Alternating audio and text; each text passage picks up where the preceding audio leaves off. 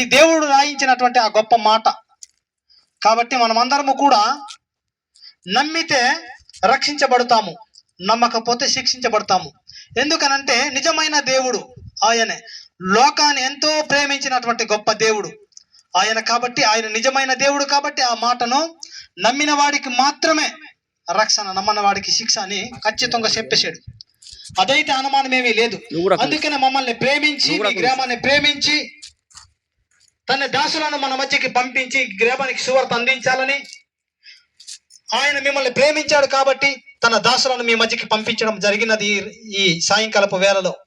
ప్రియమైనటువంటి సహోదరి సహోదరులారా, మనమందరము కూడా ఈ మాటను తెలుసుకొని బాగా గమనించి, నిజమా ఒట్టిన నిజమైన దేవుడు ఎవరు, మమ్మల్ని ప్రేమించిన వాడు ఎవరు, మమ్మల్ని తయారు చేసిన దేవుడు ఎవడు, నిజమా అని మనం తెలుసుకొని, మనం ఒకవేళ తెలుసుకోకపోతే ఇప్పుడు తెలుసుకొని మారు మనసు పొందితే, ఈ దినములు చెడ్డవి కనుక మనము మారు మనసు పొందాలి.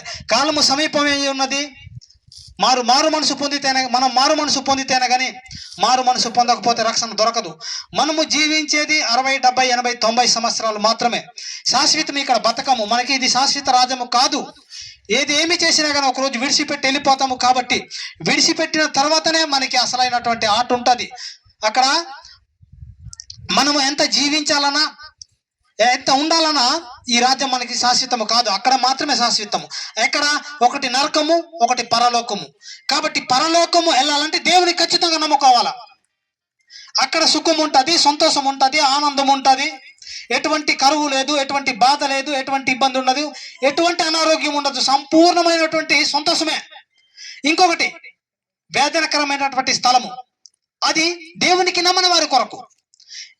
ఎవరైతే యేసు ప్రభువుని అంగీకరించారో, ఇలాగ తన దాసులను పంపించినప్పుడు ఎవరైతే సువార్త విన్నారో, దేవుడు ప్రేమించినటువంటి తన దాసులను పంపించినప్పుడు, తన దాసులు దేవుని మాటలు చెప్పినప్పుడు ఎవరైతే అంగీకరించలేకపోతారో వాళ్ళు చనిపోయిన తర్వాత వాళ్ళు నరకానికి వెళ్తారు.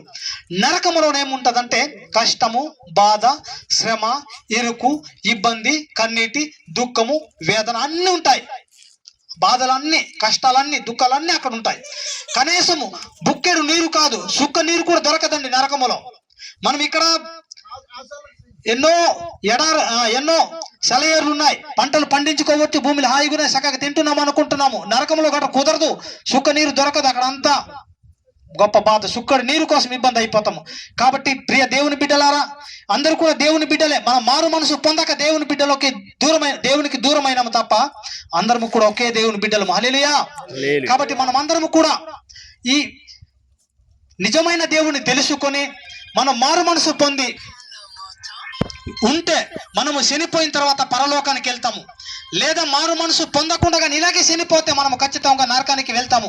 కాబట్టి మనం అందరము కూడా ఈ సాయంకాలపు వేళలో ఈ సువార్తను మాత్రం మీరు అశ్రద్ధ చేయకుండా సరదతోటి విని సంతోషంగా మీరు అంగీకరించినట్లయితే ప్రభువు మిమ్మల్ని కూడా సంతోషంగా అంగీకరిస్తాడు. లేని ఎడల మీరు ఖచ్చితంగా నరకానికి వెళ్తారు.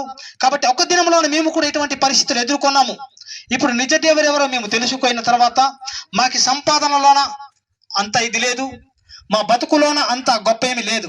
కాబట్టి మన జీవితం అంతా మన పని కొరకు, మన ఈ ఆటల కొరకు, దీని కొరకు, ఈ లోకము కొరకే మనం పాటు పడితే పరలోకం మనకు దొరకదండి. మనము చనిపోతాం ఒకరోజు. చనిపోయిన తర్వాత మనకి నరకము తప్పదు. కాబట్టి అందుకే తన దాసులని దేవుడు పంపించినాడు. కాబట్టి వారు మాటలు మనకి అందించడానికి, దేవుని మాటలు మనకి అందించడానికి వారు మన మధ్యకి వచ్చినారు. కాబట్టి ఆ సువార్తను మనము వింటే మంచిది. కాబట్టి మనం అందరము కూడా వినాలి. ఈ ములుగవలస గ్రామానికి తెలియచేయనది ఏమనగా, ప్రభు పేరట మీ అందరికీ కూడా ఈ మాటను తెలియజేస్తున్నాము. ఎందుకంటే నమ్మి బాప్తీసం పొందినవాడు మాత్రమే మోక్షానికి అర్హుడు, తన రాజ్యానికి వారసుడు. కాబట్టి దయచేసి ఈ మాటను మీరు తునీకరించకుండా మీరందరూ కూడా ఈ మాటను సరదాగా విని మారు మనసు పొందాలని ప్రభు పేరట మీ అందరికి మనవి చేసుకుంటూ ఈ చిన్న వాక్యము దేవుడు దీవించును గాక.